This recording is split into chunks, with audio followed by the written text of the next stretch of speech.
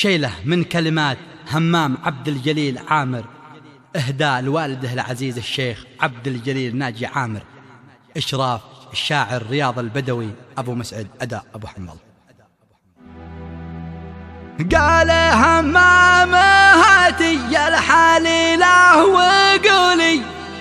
وقطفي من باساتين القصيدة المفيدة، وصال الشيخ ذي قدره معزز وغالي، ذاك عبد الجليل الشيخ ربي يزيده، أنت يا والدي فداك عرضي وطولي،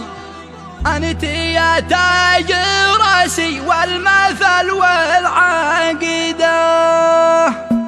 عبر خط التواصل شلها يا رسولي، هذا أبيات شاعر خطها من وارده، وانت يا من بصوتك تجعل القلب سالي، صوت أبو حنظله رب الطرف والقصيدة، صوتك العذب ذي ردت صداها الجبالي، ذي تغنت به أرض الشام وأرض الساعدة، قال همام هدي الحليلة وقولي وقطفي من بساتين القصيدة المفيدة، توصل الشيخ ذي قدره معزز وغالي، ذاك عبد الجليل الشيخ ربي يزيده، أنت يا والدي فداك عرضي وطولي، أنت يا تاج راسي والمثل والعقيدة، قلت من حقي يفخر وارفع الصوت عالي، صوت من ذي النمر بلاد عمر وسيده، الكرم والمعزة والشرف والتعالي والتواضع صفات الشيخ ما هي جديدة، دونك أرض اليمن يا شيخي كالربع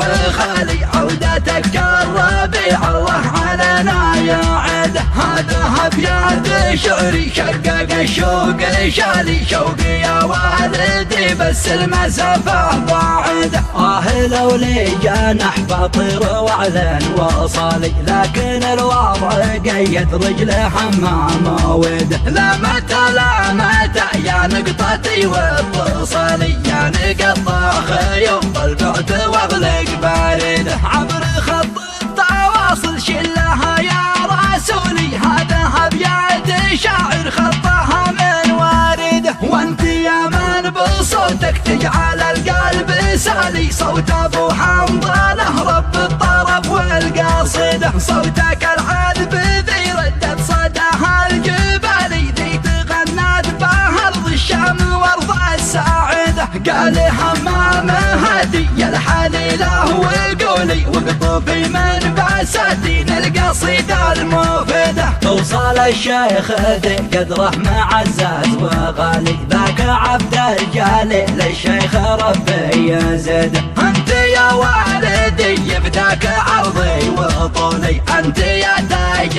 راسي والمثل والعقيدة، قلت من حقي يفخر وارفع الصوت عالي، صوت من ذي النمر بلاد عمر وسيده، الكرم والمعزة والشرف والتعالي والتواضع صفات الشيخ ما هي جديدة، دونك أرض اليمن يا شيخي كالربع خالي، عودتك كالربيع الله علينا يعده، هذا أبيات شعري شقق الشوق شالي، شوقي يا والدي بس المسافة بعده،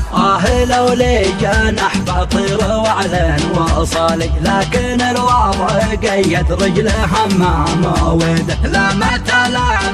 يا نقطتي واتصالي، يا نقطة خيوم البعد